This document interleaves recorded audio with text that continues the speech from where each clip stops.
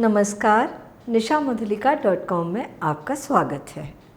हम सादा श्रीखंड बना चुके हैं, केसरिया श्रीखंड भी बना चुके हैं।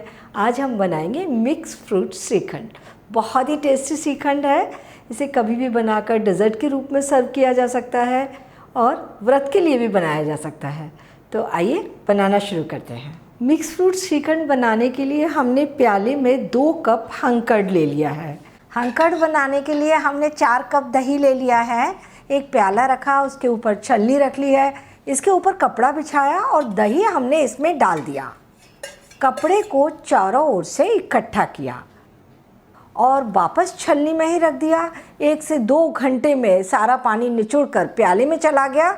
हमारे पास थिक दही रह गया, हंकड़ तैयार हो गया। इसमें हम आधा कप पाउडर शुगर डालेंगे। शुगर अपनी पसंद के अनुसार कम ज़्यादा कर सकते हैं।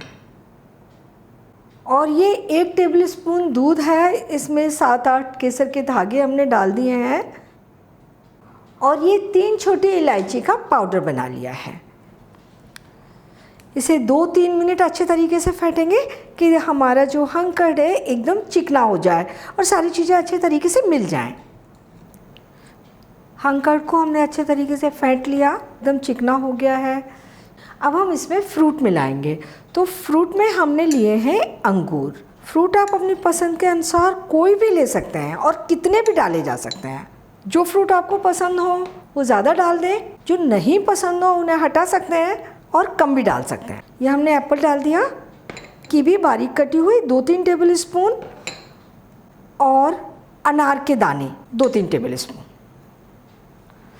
2-3 चम्मच अखरोट और सारी चीज़ों को मिला लेंगे। ये बन गया मिक्स फ्रूट श्रीखंड। इसे हम फ्रिज में 1 घंटे के लिए रख देते हैं, इसके बाद सर्व करेंगे। अगर आपने मेरा चैनल अभी तक सब्सक्राइब नहीं किया है तो इसे तुरंत सब्सक्राइब कर दीजिए और बेल आइकन को भी क्लिक कर दीजिए ताकि मेरे नए वीडियोस की इन्फॉर्मेशन आपको मिलती रहे।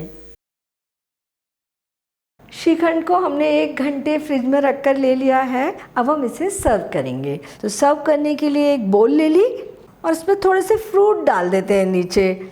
खूब सारे फ्रूट और दही का कॉम्बिनेशन बहुत अच्छा टेस्ट देता है और हेल्दी तो है ही। श्रीखंड डालेंगे ऊपर से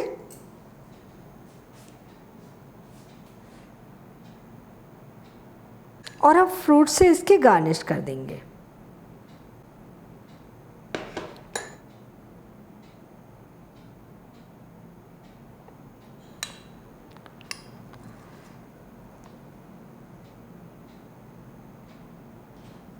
ये श्रीखंड हमारा सर्व करने के लिए तैयार है।